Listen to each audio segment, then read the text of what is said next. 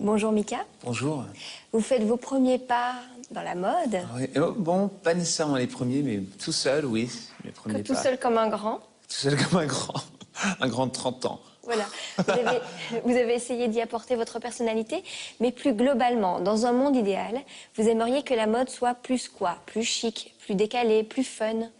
Je pense que dans un monde idéal, ça serait... Premièrement, je suis pas un fan des collections de 4 fois par an. Je pense que ça met tellement de pression sur les gens. Bien sûr, c'est bien pour le business, c'est bien pour l'industrie, mais cette idée qu'il y a une nouvelle collection chaque quelques mois, moi, je trouve moins ça dans la tellement quantité, dur. plus dans la Moins qualité. dans la quantité, beaucoup plus dans la qualité, dans l'histoire de chaque vêtement, de chaque pièce, par exemple. Que ça soit... Quand on pense un peu plus dans les objets, alors ça dématérialise, on dit ça? C'est parfait. Ça dématérialise les habits. C'est un peu plus... Ça veut dire que ça devient un peu plus une histoire de style, et un style personnel qu'on peut développer sans penser à une marque ou un total look ou une collection, une saison, parce que les saisons, ça change tellement maintenant que ça fait un peu peur de temps en temps, la mode, à mon avis. Si dans un monde idéal, les vêtements avaient un autre pouvoir, ce serait lequel? C'est drôle parce que l'idée d'avoir un autre pouvoir, c'est quelque chose que moi, j'ai adoré cette idée dans ma collection. Alors, il y a des messages secrets qui sont écrits dans toutes les pièces, dans les pantalons, dans les habits de petites filles, dans les habits de femmes. Il y a une veste, il y a une jaquette pour les femmes qui dit « Attention, il faut faire gaffe parce que chaque fois, n'importe quoi peut se passer quand vous mettez cet objet sur vous. » Ah oui. Alors ça devient un peu comme un objet magique.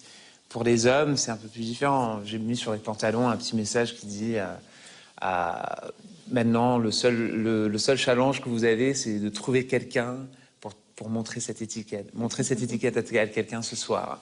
Et ça, Des petits challenges. Ça veut dire que si on est en train de montrer l'étiquette, de partager l'étiquette, on n'est pas nécessairement en train de voir exactement.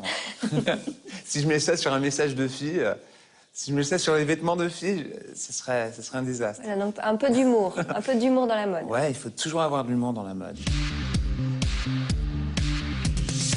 Vous avez plusieurs nationalités, vous avez vécu dans plusieurs pays. Dans un monde idéal, est-ce que finalement tout le monde devrait être un peu comme vous, un mélange de plusieurs choses? Ce serait peut-être une solution, non? Ah, c'est drôle, hein, parce que quand on a les cheveux bouclés, on veut toujours les cheveux lisses. Et c'est toujours l'inverse.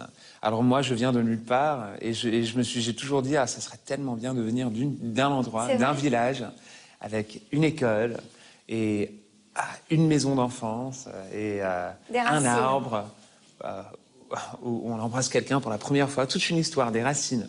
Moi, j'ai pas ça du tout. Je suis un peu complètement l'inverse de ça. Et j'ai vu que cette crise d'identité qu'on peut avoir quand on vient de nulle part peut être très destructif. Alors moi, je me suis dit, bon, je ne vais pas laisser quelque chose comme ça me détruire. Je vais créer mon propre univers. Je vais créer ma propre identité. On est 5 dans la famille, 5 enfants.